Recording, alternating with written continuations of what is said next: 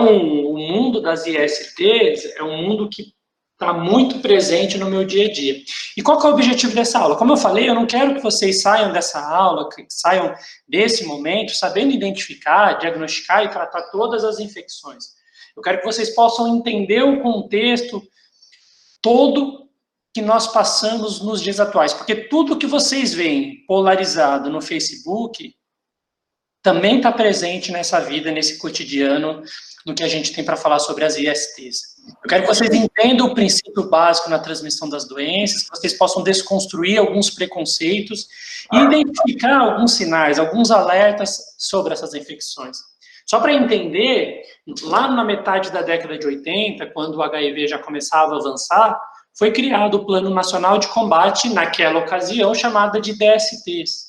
Isso antes do Sistema Único de Saúde ser implantado pela Constituição Federal em 88, para se mostrar a importância que as doenças sexualmente transmissíveis tinham naquele contexto lá de rock, drogas e rock and roll. Drogas, sexo e rock and roll. Tá? Recentemente, em 2016, foi-se mudada a nomenclatura, né? Deixou-se de se utilizar o termo doença sexualmente transmissível porque ela carrega uma conotação de uma pessoa portadora crônica, portadora de sistemas, portadora de sinais e sintomas de uma condição de doença que não mais o abandonarão, trocado para infecções sexualmente transmissíveis. Uma das pessoas que brigou bastante para que essa mudança acontecesse no Brasil foi a médica sanitarista Adele Benzaquem, que foi demitida em 2019 pelo ministro de Saúde Luiz Henrique Mandetta, já no governo, nesse governo, desgoverno, e uma das falas do então ministro, na ocasião, é que o governo precisava voltar a estimular a prevenção do HIV, mas sem ofender as famílias. Isso porque a Adele tinha criado uma cartilha destinada a homens transgêneros no combate ao HIV. Tá? E quando a gente vive o mundo do HIV, quando a gente vive o mundo das ISTs, quando a gente vive o mundo dessas populações vulneráveis, a gente entende o quão importante esse tipo de cartilha de política nacional de saúde pública ela é essencial. Tá? Se a gente olha para a população trans, a gente vê que muitas das vezes o que sobra para essa população são empregos do submundo. E se a gente não permite que essa conscientização, que essa democratização da assistência, dos empregos, que a queda de alguns preconceitos caiam, a gente vai falir como sociedade e especialmente como governo, que na minha opinião já começou falida, mas eu não vou gastar tempo falando mal do governo, porque senão essa aula vai durar até as 10 da noite e eu não sei se tem algum simpatizante. Para a gente falar um pouco de infecções sexualmente transmissíveis, é importante olhar para a história. Eu preciso entender como as doenças são tratadas ao longo das eras. Eu preciso entender mais ou menos o que acontece, o que acontecia 2, 3, 4, 5 mil anos atrás em relação às doenças, para entender como a gente chegou hoje e como alguns conceitos foram criados e estabelecidos nos dias atuais. Então, nós passamos lá, 5 mil anos atrás, pela era religiosa, em que se acreditavam que algumas doenças eram castigos divinos e eram carregados dos pais para os filhos, e essa era é misturada, sobreposta e atemporalmente contida por uma era mística. Quando eu acho que algumas conjunções, que a Lua, que o Sol, que algumas pessoas, elas podem fazer com que alguém tenha uma doença. Por causa de algo que o pai fez, deixou de fazer, por causa da cor do cabelo, por causa da falta ou da necessidade ou do excesso de alguma religião, isso possa trazer o pecado manifesto através de uma doença. E a tendência foi piorar ao longo dos séculos, porque nós vivemos na Idade Média com a era miasmática. A era miasmática, ela acreditava que as doenças eram transmitidas através do miasma. O miasma se entende por um ar ruim. Então, acreditava-se que quando você respirava o ar de alguém doente, você acabava se infectando. Não deixa de ser uma verdade, apesar do contexto semântico estar bem distorcido, porque quando isso foi criado em torno da malária. A malária, a gente sabe que ela é transmitida através de um mosquito.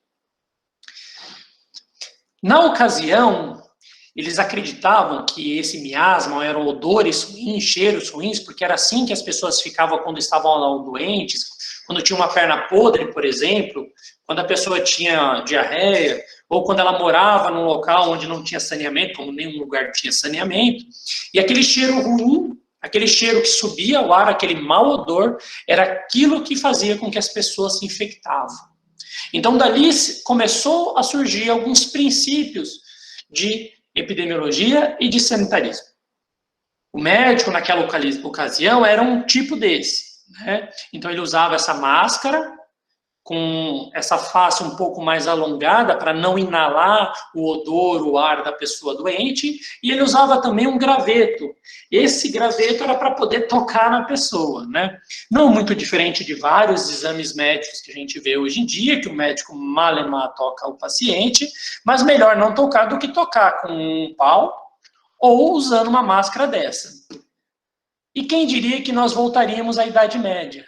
Nós viveríamos novamente um tempo em que as pessoas que atendem os doentes usam máscara, usam outros protetores e evitam ao máximo tocar os seus doentes. Um dos princípios que nos ensinou a entender, a observar e a compreender que as doenças elas não são transmitidas através de punições divinas, de castigos místicos, ou até inalando odores, foi esse experimento realizado em Viena através de um médico chamado Samuel Weiss.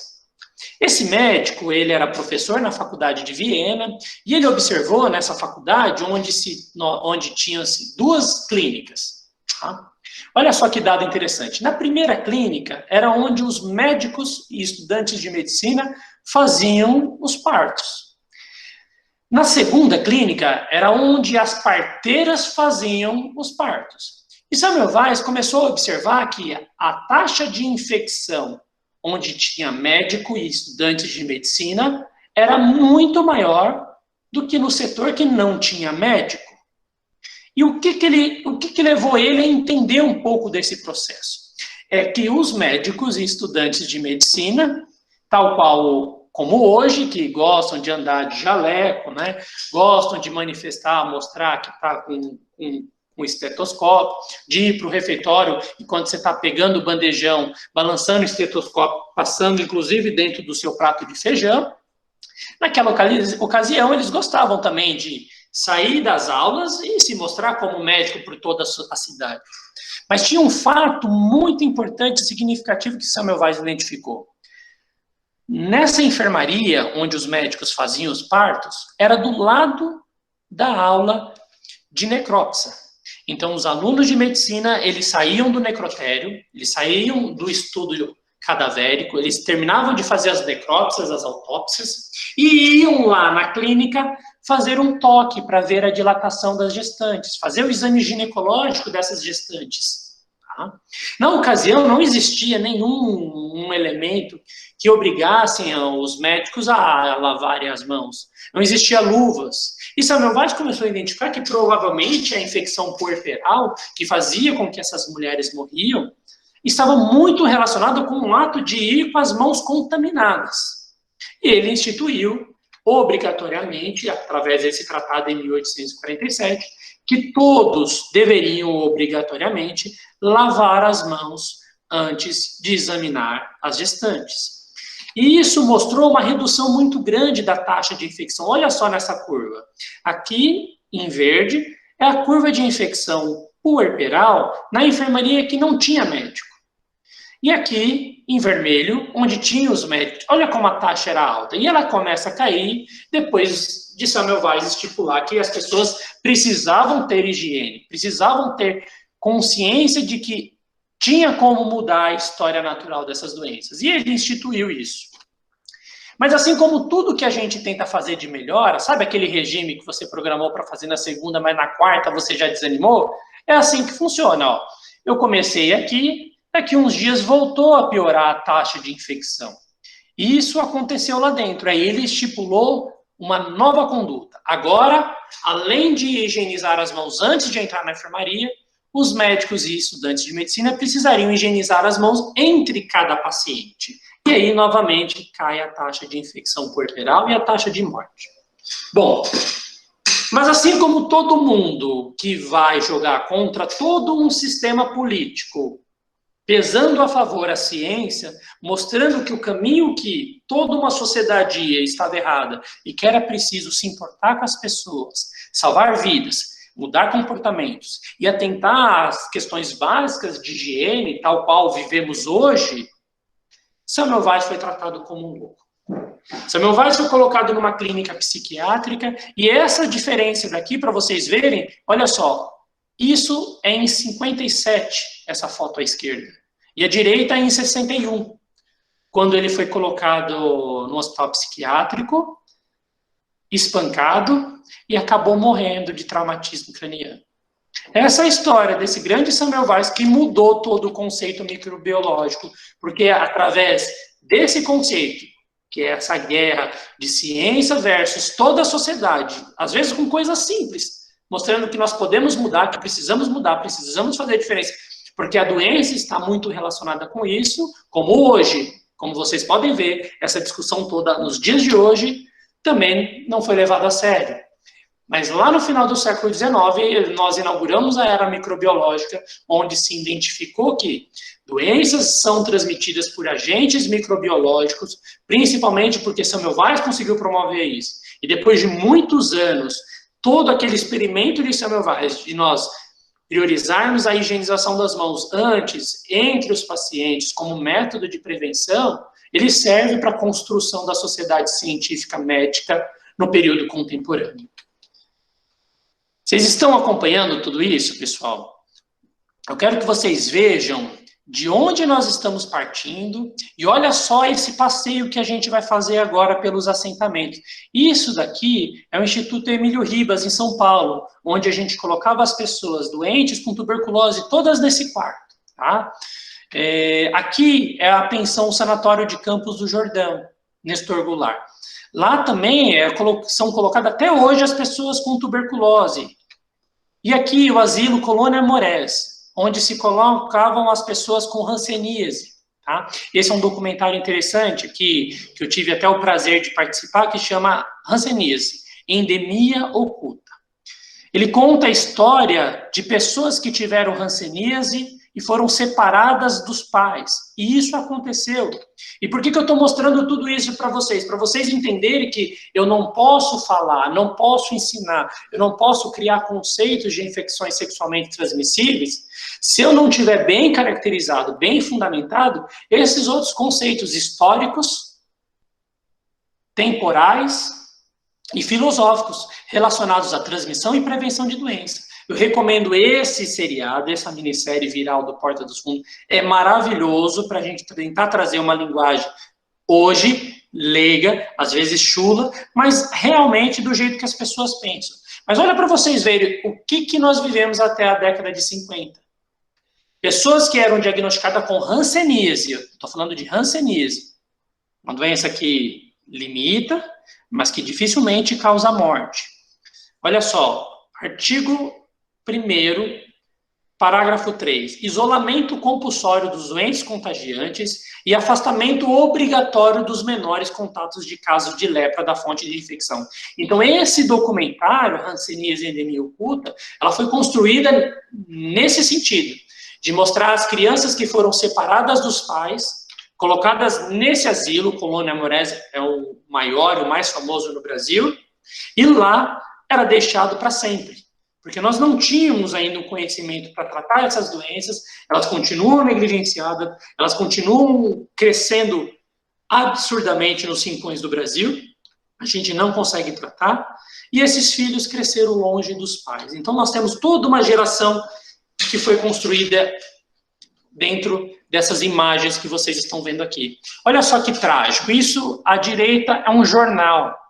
Um jornal, a capa de um jornal sensacionalista, mas um jornal impresso, vendido, Notícias Populares, no Rio de Janeiro, em São Paulo.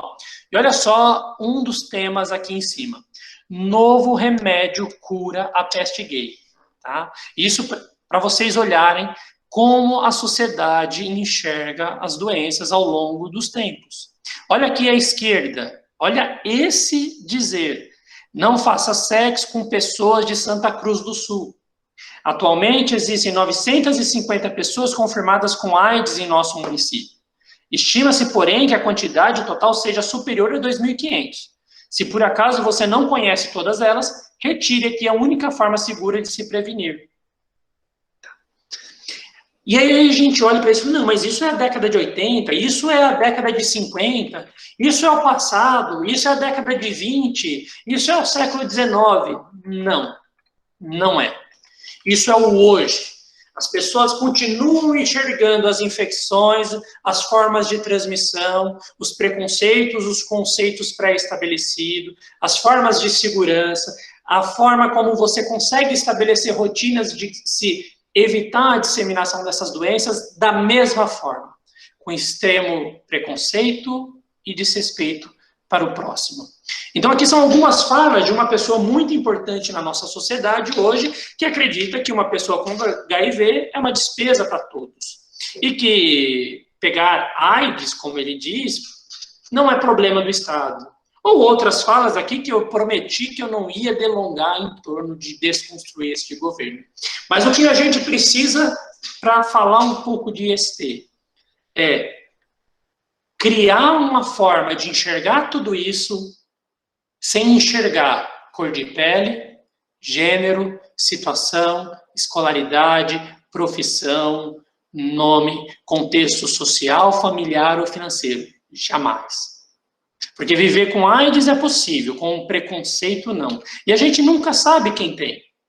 É muito importante para a gente passar para a próxima fase, depois de ter olhado um pouco a história das doenças infecto-contagiosas, eu lançar um cenário de empatia, ou seja, me colocando no lugar do próximo, com mais amor, menos ódio, para eu gerar um raciocínio sem preconceito. É impossível eu construir um cenário, um serviço, um atendimento desprovido dessas ferramentas. Pessoal, nós temos algumas infecções que elas são essencialmente transmitidas por via sexual, algumas que são frequentemente, outras eventualmente, e o que a gente precisa entender é que, mais do que medicamento, mais do que oferecer o medicamento, saber qual medicamento, mais do que conhecer o protocolo clínico de cabo a rabo, é eu ter todo esse sinal de alerta facilmente à mão. Eu preciso saber quando apontar esse sinal de alerta. Eu preciso saber quando eu estiver numa conversa, numa orientação, numa consulta, num atendimento, ou numa mesa de bar. Eu preciso saber quando eu ligo esse sinal de alerta. Eu preciso saber quando eu vou parar tudo que eu estou fazendo e falar assim, opa, a gente precisa fazer alguma coisa. A gente precisa fazer um exame. Ó, a gente precisa correr contra o tempo. A gente precisa conversar. A gente precisa te orientar. Eu preciso saber quando acender esse sinalzinho de alerta. Isso é mais importante do que todo o restante. Saber tratar é fácil. Indicar o tratamento adequado é fácil. Diagnosticar qual infecção sexualmente transmissível é fácil. O que é difícil é, às vezes, eu enxergar o tempo que eu preciso fazer isso. E mais do que isso, como eu vou criar uma cascata, uma cadeia de que faça isso de forma precoce e interrompendo o ciclo de transmissão.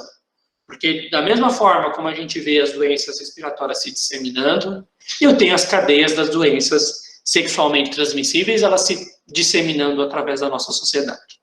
Eu queria mostrar para vocês, em 4 pontos, isso daqui, as úlceras genitais, o corrimento uretral, a infecção pelo HIV e a sífilis.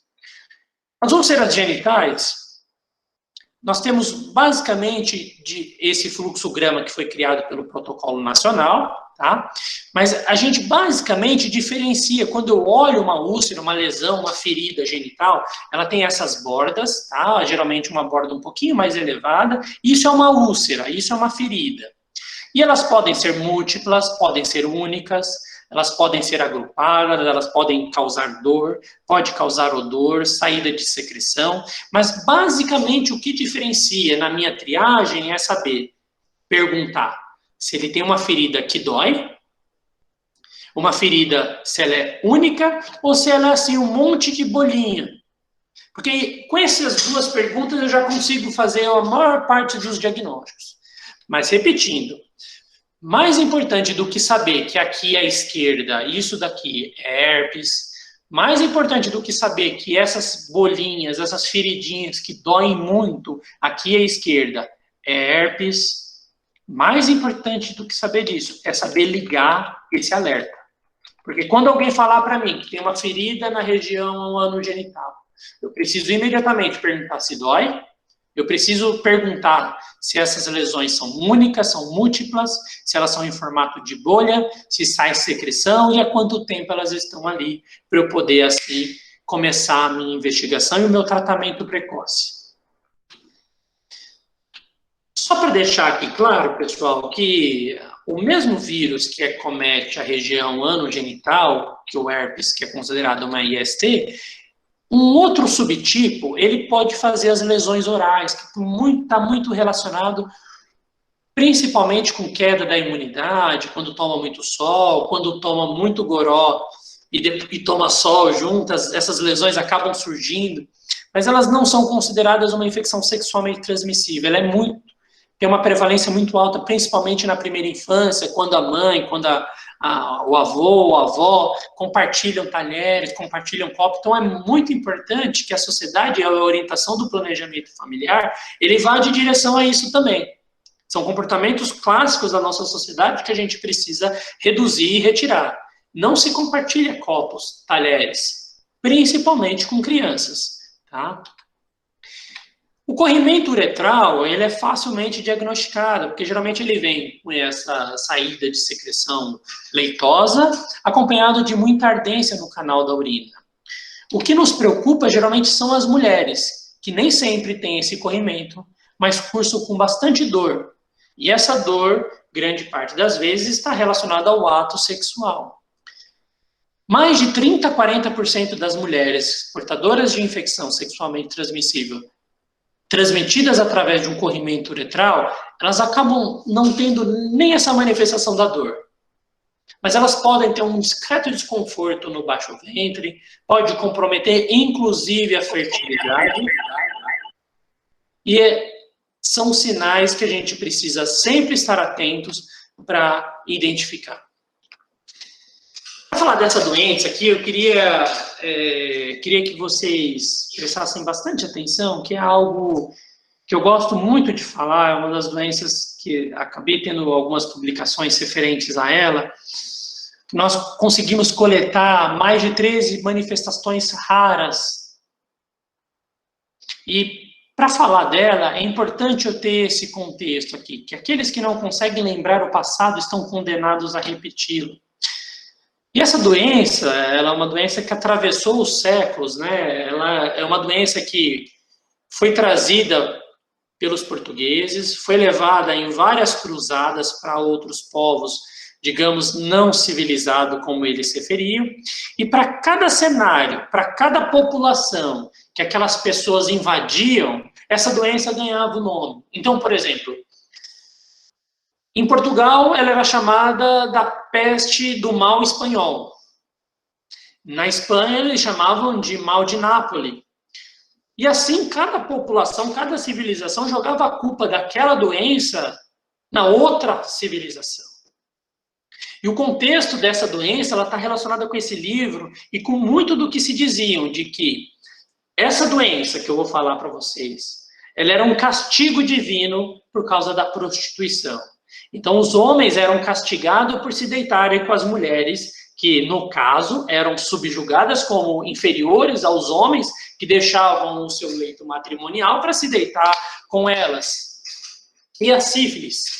Tá? A sífilis, ela atravessa as gerações, ela está muito relacionada com com as guerras, ela está muito presente em vários livros, ela tem uma riqueza cultural, social muito grande.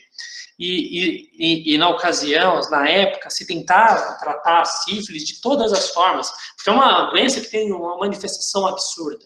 Aqui é uma pessoa tratando, ó, vocês podem ver que é uma pessoa aqui dentro, tratando com mal de Nápoles. Isso é uma câmara de mercúrio, ele está aqui dentro para tentar curar o mal de Nápoles, que eram as feridas, as úlceras provocadas pela sífilis.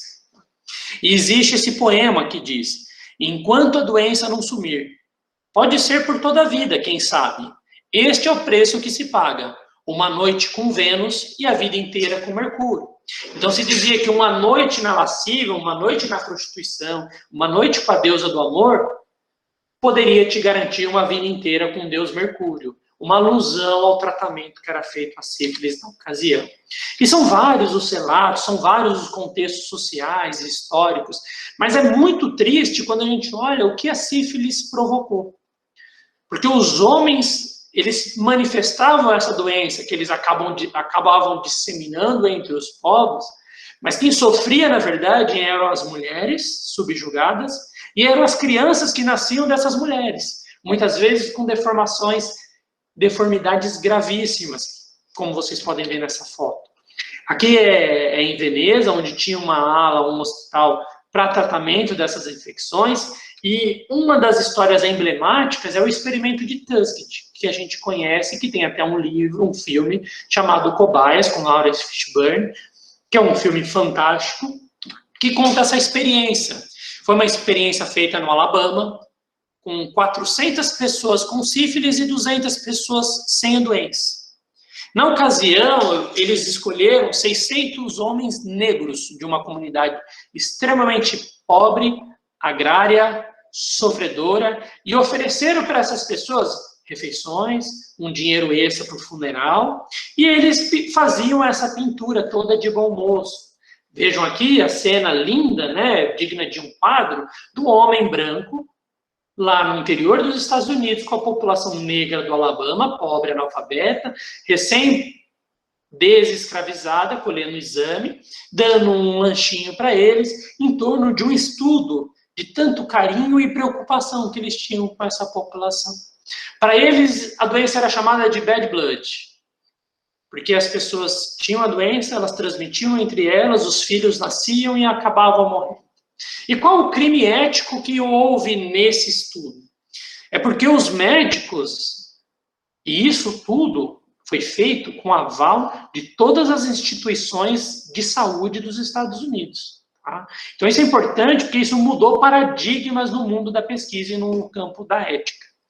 Eles sabiam o diagnóstico dos pacientes, mas eles não contavam e não explicavam. Eles sabiam o prognóstico da doença, eles sabiam o que ia acontecer para aquelas pessoas, para aquelas crianças, para aquelas mães, para toda aquela gente que não tinha o tratamento. Eles sabiam o que ia acontecer, mas eles não contavam. E, de uma forma muito mais grave, durante o curso dessa pesquisa, porque eles queriam ver o comportamento, e eles começaram a usar estudos com medicamentos que não funcionavam, eles descobriram a cura da doença. Eles descobriram, com a descoberta da penicilina, a cura da sífilis. Mas eles não ofereceram.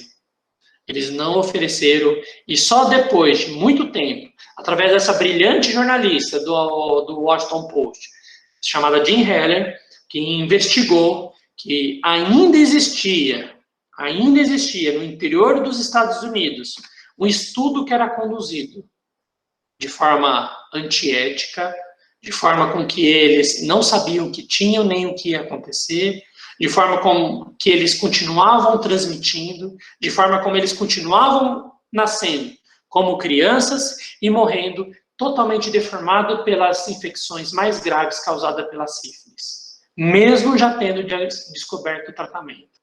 Mesmo já tendo o tratamento descoberto, só em 72 se interrompeu esse tratamento. Mas só em 1997 Bill Clinton pediu desculpa aos 7 sobreviventes na época. E isso traz a nossa atenção para o que a gente vive hoje.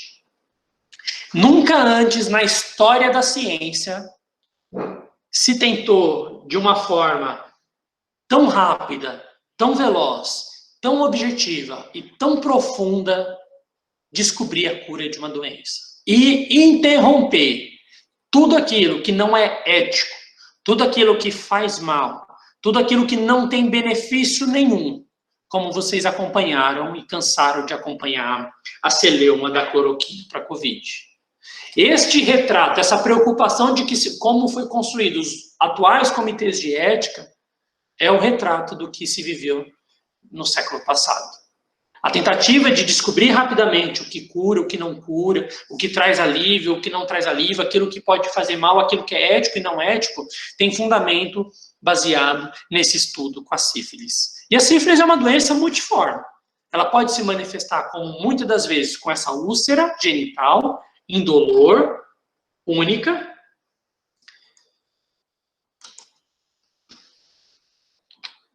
Ela pode se manifestar com uma lesão ulcerada oral, mas ela pode ter outras manifestações. Na palma da mão, pintar todas com várias lesões orais. Ela pode ter isso daqui, ó, manifestação cutânea, que é a rosália sifilítica. E ela pode ter isso daqui, ó, lesões palmo-plantares, então nos pés e nas plantas, e aqui depois o tratamento. Olha só como melhora. Então são manifestações da sífilis. É uma doença, uma infecção sexualmente transmissível, mas com manifestações em todos os aspectos. Tá? Isso aqui é um caso interessante, uma senhora lá no Pará, na Ilha do Marajó, quando atendia, e ela falava que ela já tinha tratado de tudo quanto é forma essas lesões nas mãos. Quando eu falo para vocês que é preciso lembrar de ligar o alerta para as infecções sexualmente transmissíveis, e eu preciso, para ligar esse alerta, eu preciso desconstruir alguns critérios, porque quando eu falo assim, IST, mas por que ele tem uma infecção sexualmente transmissível? Porque ele é promíscuo. Eu preciso tirar essa palavra do meu vocabulário. Porque a pessoa não precisa ser promíscua se é que existe esse conceito. A pessoa precisa ter relação sexual. Seja única e exclusivamente com o marido, com a mulher dela. Porque isso basta. Isso, às vezes, é suficiente para que a pessoa seja infectada, como o caso dessa senhora que trabalhava no hospital e já estava tratando com diversos médicos essas feridinhas na mão e no pé, que ninguém sabia o que era, mas que todas as pomadas já tinham sido aplicadas. Eu conversei com ela, pedi o exame de sífilis e veio bem reagente. Eu contei para ela que era uma infecção sexualmente transmissível, ela entendeu, tratamos e curamos a sífilis dela. Esse aqui, olha só que manifestação atípica, olha, tá vendo? São lesões enegrecidas pela pele, tá vendo? E essa aqui é uma pessoa com uma história mais tardia. Era uma moça com transtorno psiquiátrico grave, que já tinha sífilis há muitos anos e que não tratava. Ninguém sabia, na verdade, o que eram essas lesões. A gente começa a ver várias manifestações de sífilis, a gente começa a pensar que tudo é sífilis. E essa é a goma sifilítica, e isso é depois dela tratar. Ela era uma moça muito querida, muito boazinha, vítima de toda essa construção, de toda essa sociedade nossa preconceituosa, que não examina, que não coloca a mão no paciente, que não ouve a história e que acha que só pessoas promíscuas, e que, eu repito, não sei o conceito disso, quando eu falo de infecções sexualmente transmissíveis, ela quer dizer... Essa moça aqui, que vocês estão vendo, que aqui já é a fase final, as lesões todas cicatrizadas, evoluindo para a cura, essa é a moça que, se não tivesse tratado, ia se tornar isso. Ia se tornar isso. Então, o que torna muito grave esse experimento todo interrompido lá, que começou com 600 homens, sendo interrompido quando tinha 74 sobreviventes só, mas com pedido de desculpa só quando os 7 ainda estavam vivos, é o que faz com que eu me preocupe e com que o meu sinal de alerta esteja sempre ligado para eu identificar precocemente esses casos de sífilis. E por que a sífilis é um problema na nossa sociedade? Por que as infecções sexualmente transmissíveis elas são um problema na nossa sociedade? Por causa disso. Porque o uso de preservativos ele é menor. Por que ele é menor? Houve um aumento do uso de preservativos quando eu tinha medo do HIV. Houve um uso do preservativos quando esse era o método anticoncepcional mais seguro. Com a quebra de outros tabus sexuais, eu aumentei a população que tem relações sexuais.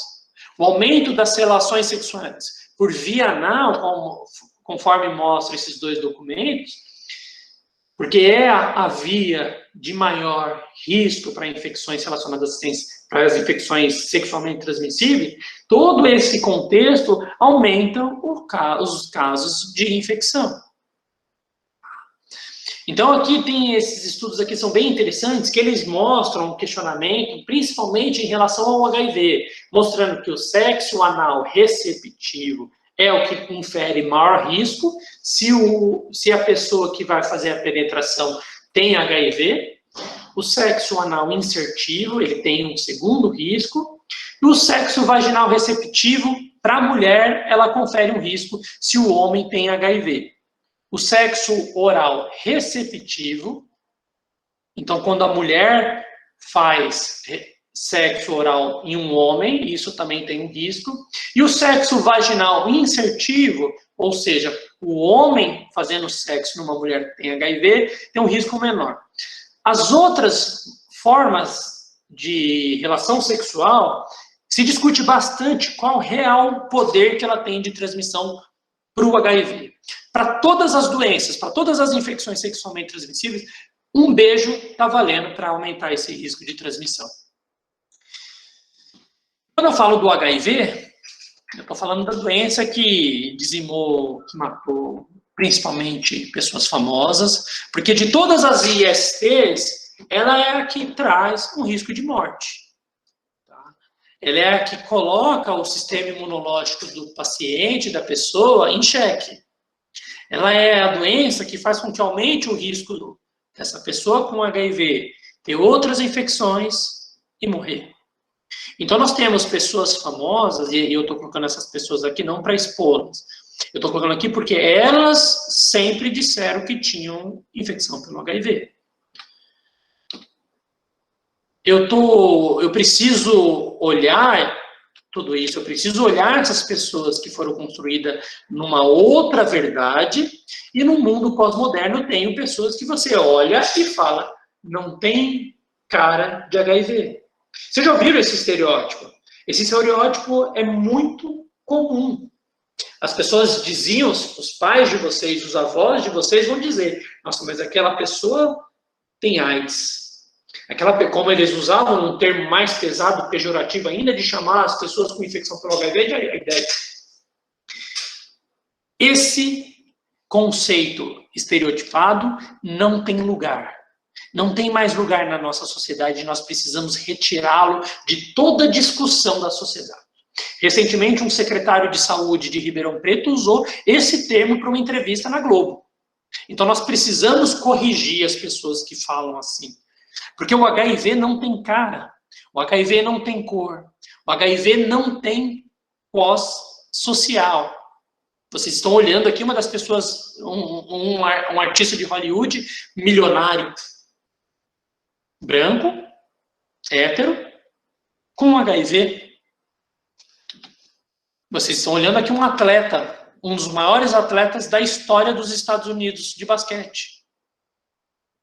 Não tem status social, não tem cor de pele, não tem nada. A gente precisa de olhar, parar de olhar as pessoas e achar que elas, por estarem em determinados estereótipos que a sociedade construiu através dessa imagem do Cazuza, que ela exista até hoje.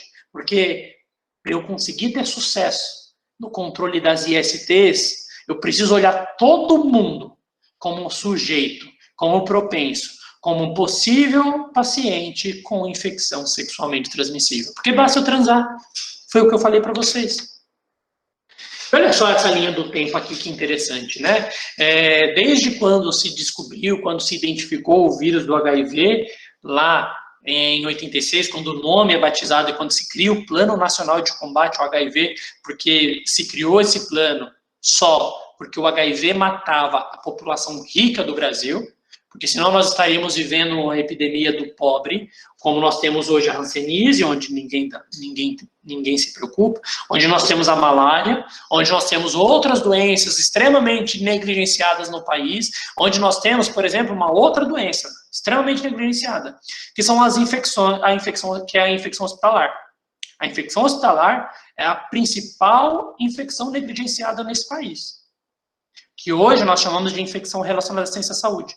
Por que ela é negligenciada? Porque a chance de você ter uma infecção hospitalar num hospital público, com piores condições financeiras, com piores condições sociais, é muito maior do que se você ficar internado no Hospital Albert Einstein.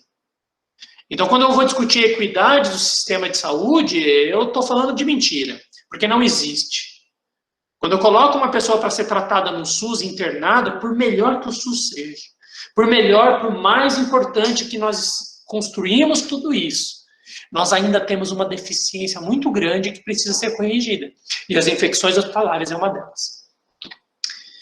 E quais são as nossas estratégias? A prevenção, então eu preciso informar e educar a população em geral, eu preciso ter programas de aconselhamento aos portadores de infecção e dos seus parceiros, eu preciso promover distribuição de preservativos, eu preciso ter estratégias de alcance global e cosmopolita.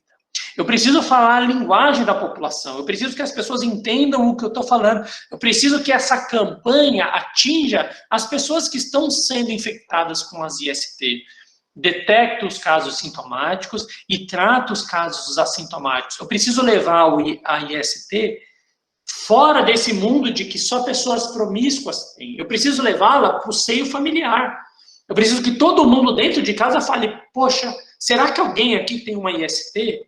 Vamos investigar, vamos discutir como prevenir e como tratar isso. Eu preciso trazer essa discussão para o meu dia a dia. Porque olhem só esses dados alarmantes. Toda essa campanha, todas essas mídias sociais, toda essa discussão do posto de saúde, do SUS, que está sendo extremamente sucateado, trocado, defasado, negligenciado e retirado nos últimos 4 anos, desde 2016, onde todas as ferramentas, elementos e estruturas que estavam empenhadas no combate ao HIV e às políticas de saúde pública estão sendo desmontadas, hoje ainda mais, mas principalmente quando eu olho para esse cenário. O que eu tenho de políticas de saúde pública, ela não fala para as pessoas que estão transando já aos 14, 15 anos. Por quê?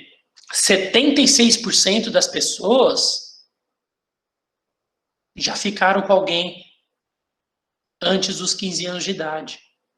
20, olha só, entre as pessoas de 17 anos, mais da metade já tiveram relação sexual. E sabe o percentual dessas pessoas que tiveram relação sexual usaram preservativo? Mínima. Menos de 30% das pessoas que têm relação sexual abaixo dos 17 anos usaram preservativo. Então, os meus anúncios, a minha fala não está chegando para essa população.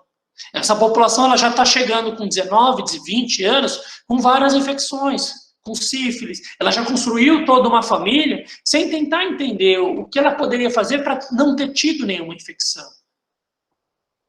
Todo esse cenário da nossa atual sociedade, ela continua divulgando informações através de estereótipos preconceituosos. Eu não ensino, eu não educo, eu não cuido, eu não mudo os paradigmas, eu não melhoro a vida das pessoas, eu não consigo impactar na vida dessas pessoas para que tenham menos casos de infecções relacionadas de infecções sexualmente transmissíveis. E isso ninguém fala. Eu preciso falar para as pessoas de 13, eu preciso falar para as pessoas de 14 anos, preciso falar para as pessoas de 15 anos, porque se eu deixar para falar quando elas tiverem 18, 19, 20, se eu deixar para falar quando elas forem adultas, já tiverem filhos, quando o pai não mandar mais nela, e quando o Estado ou quem está no Estado agora achar que ela tem condição, que ela pode, só agora, ouvir falar de educação sexual, nós estamos falindo. Porque a doença continua aumentando. E as pessoas continuam tendo dúvidas bizarras a torno das infecções. Para vocês terem uma ideia, esse trabalho é um trabalho muito bonito, que foi feito em conjunto com a Folha de São Paulo, e ele foi publicado no UOL, e ele mostrava que 1/5 das pessoas com menos de 25 anos achavam que existia a cura para o HIV. Nós estamos falando de um país que, se mais da metade desse país, talvez acredite que um remédio que já se mostrou em vários estudos, com vários cientistas de renome, com todas as sociedades científicas dizendo que ele não funciona, as pessoas continuam achando que ele funciona. Nós estamos falando de uma sociedade que acha que a Terra é plana. que não existe aquecimento global, que o desmatamento é um cúmulo da esquerda. E o que vocês acham que está sendo imputado na cabeça desses jovens? Eles não sabem do que se trata as infecções relacionadas às infecções sexualmente transmissíveis. O país não sabe, porque o país não conversa. Porque o país acha que conversar sobre sexo, conversar sobre orientação, conversar sobre exposição, comportamento de risco, não pode. Que isso é coisa de esquerdista. E não é. Isso é coisa de sociedades maduras e evoluídas, porque nós precisamos fazer isso hoje. A AIDS cresce cada vez mais entre os jovens. Nós passamos todo o começo do século XXI, de 2000 até mais ou menos 2008, vendo uma população crescendo entre as pessoas com mais de 60 anos. Mas o que se vê atualmente são as populações mais jovens sendo infectadas por HIV. Vou dar um número para vocês, vou dar uma estatística para vocês. Eu estou dando essa aula, eu estou falando com vocês agora aqui do consultório. Toda semana eu faço um caso novo de alguém com menos de 22 anos. Toda semana eu faço o diagnóstico de alguém com HIV com menos de 22 anos. E eu não estou falando de pessoas que são desprovidas de conhecimento. 99% de quem vem fazer o diagnóstico é da área da saúde. Então nós estamos vivendo um momento muito triste da nossa sociedade, porque nós precisamos rapidamente remover toda essa cegueira social e científica. Nós estamos adoecendo. Somos nós que morremos mais de IST, somos nós que morremos mais de coronavírus, somos nós que morremos mais de transtornos psiquiátricos. Olha esse dado. O profissional que mais se suicida no país é o profissional da área da saúde. Ninguém se mata mais no Brasil do que o profissional da área da saúde. Isso é extremamente preocupante. Isso é alarmante. Isso mostra que, apesar de nós acharmos que todos detêm o conhecimento, nós estamos doentes e sofrendo. Então, nós precisamos construir conceitos e preconceitos novos. Nós precisamos mudar a nossa sociedade. Nós precisamos enxergar melhor tudo isso. Porque muitas vezes a gente tem uma luta contra. Muitas vezes a gente quer fazer algumas benfeitorias para a nossa sociedade, a gente quer criar protocolos novos, a gente quer fazer. Essa iniciativa de vocês, da Liga, de trazer essa discussão é muito boa. E como eu falei para vocês, eu prometi que eu não ia ficar discutindo diagnóstico e tratamento, porque isso é o mais fácil. Isso todo mundo vai poder falar. Mas eu quero instigar vocês a pensar diferente, a modificar a sociedade, a pensar um pouco fora da casinha, a se incomodar com tudo isso que a sociedade enxerga às vezes da gente. E muitas vezes a gente vai ter gente jogando contra. Existe uma epidemia na África de HIV. E ela é multifatorial. Ela tem muita relação com a pobreza extrema, ela tem muita relação com a forma patriarcal em que as relações sexuais acontecem, e ela também tem uma outra forma de que as pessoas são jogadas na cadeia, e na cadeia o uso do preservativo é proibido. Então as pessoas ficam às vezes anos na cadeia, mas lá não pode ter preservativo. E as doenças acabam sendo mais transmitidas ainda. Criou-se recentemente um selo para carimbar os preservativos que eram distribuídos por organizações não governamentais na África. A gente tem muita gente lutando contra. Tem muita gente que vai dificultar o acesso à saúde, tem muita gente que vai desconstruir, porque as pessoas acham que quem adoece é fraco. Quem usa máscara é fraco. Quem pede ajuda é fraco. Quem tem IST é fraco. Mas aquelas histórias que eu mostrei para vocês, eram de pessoas da vida real. Eu quero contar uma história de um senhor, 55 anos, ele morava numa cidade próxima a Ribeirão Preto. E ele trabalhava na roça, era o sustento da família, e ele começou a ter muito refluxo, muita queimação, vomitando, começou a perder muito peso, perdeu uns 30 quilos. Ele estava só o pó. E aí fizeram 5 endoscopias nele, porque ele tinha uma ferida no estômago. 5 endoscopias. Então ele tinha um refluxo, o pessoal chegava, fazia endoscopia, tinha uma ferida, tirava e ia para a biópsia. A biópsia não fechava como câncer. Existe uma entidade que, quando a gente não consegue, através do laboratório, diagnosticar que aquilo é câncer, a gente trata como câncer mesmo assim. E no caso daquilo ser um câncer de estômago, o estômago todo dele seria ressecado daquele senhor. Ele estava bastante deprimido e aí pediram uma interconsulta para a infectologia poder fazer o atendimento desse paciente. E conversando, por isso que é importante conversar. Esse senhor era um senhor casado, era um senhor honorário, era uma pessoa muito amada pela família. Fora de qualquer princípio e estigma que a gente pense em promiscuidade. Mas nós perguntamos, o senhor tem relações sexuais? O senhor usa preservativo em todas as relações? O senhor tem relações sexuais com mais de um parceiro, mais de uma parceira? Essa conversa é entre nós e o senhor, entre mais ninguém. Deixa eu examinar o senhor por inteiro. Eu não quero focar nesse seu estômago. Deixa eu ver se a gente encontra outra coisa. Deixa eu perguntar para o senhor se o senhor tem dor de cabeça, se o senhor está chorando à noite, se o senhor sente dor nas pernas, se o senhor está fazendo xixi normal, se tem tosse, ou se tem alguma ferida no pênis. E esse senhor tinha uma ferida no pênis, que nós pedimos alguns exames e veio com sífilis, e depois nós testamos aquelas feridas do estômago que comprovaram sífilis, e nós tratamos com bezetacil. Ele fez 3 doses de bezetacil e curou do vulgo câncer de estômago que ele tinha. O que a gente precisa é olhar a história das pessoas e conversar com elas.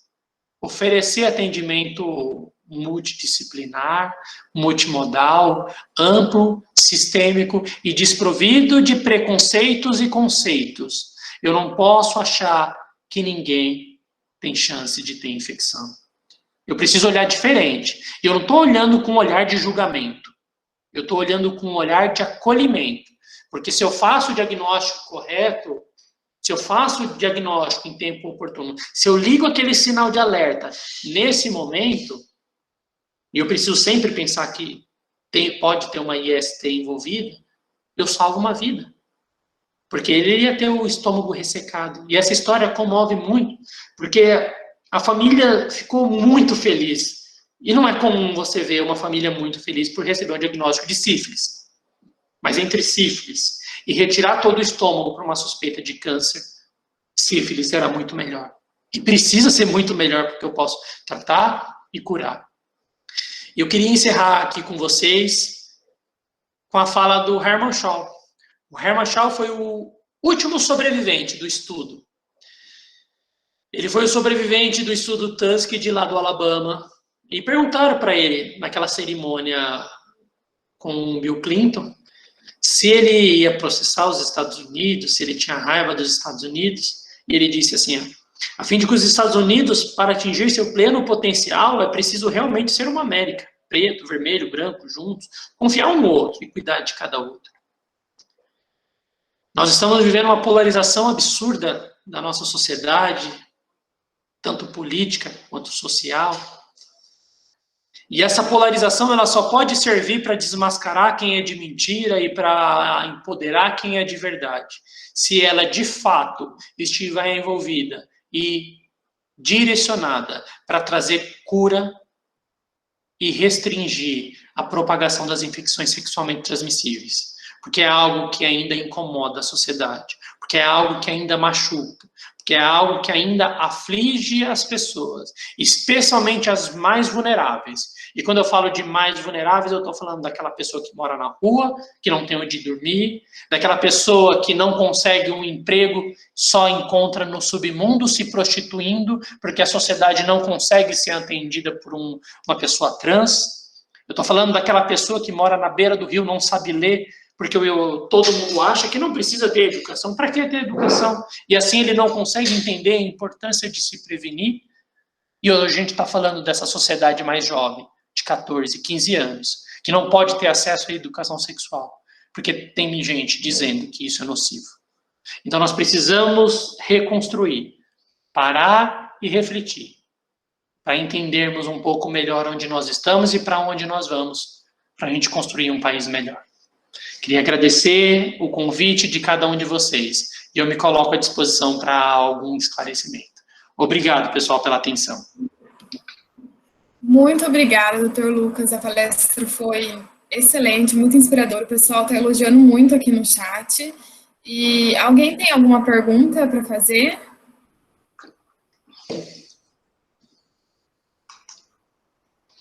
Acho que não. Sobre os certificados, o link foi passado aí no chat para preencher, e daqui até 15 dias a gente envia os certificados. Tá bom, muito obrigado, pessoal. Se tiver alguma dúvida, depois vocês mandam por e-mail, fiquem à vontade. A gente está aqui para ajudar todo mundo. Parabéns pela iniciativa e sigam firme aí no propósito de vocês. A gente precisa sempre investir em informação. Muito obrigada. Professora Renata.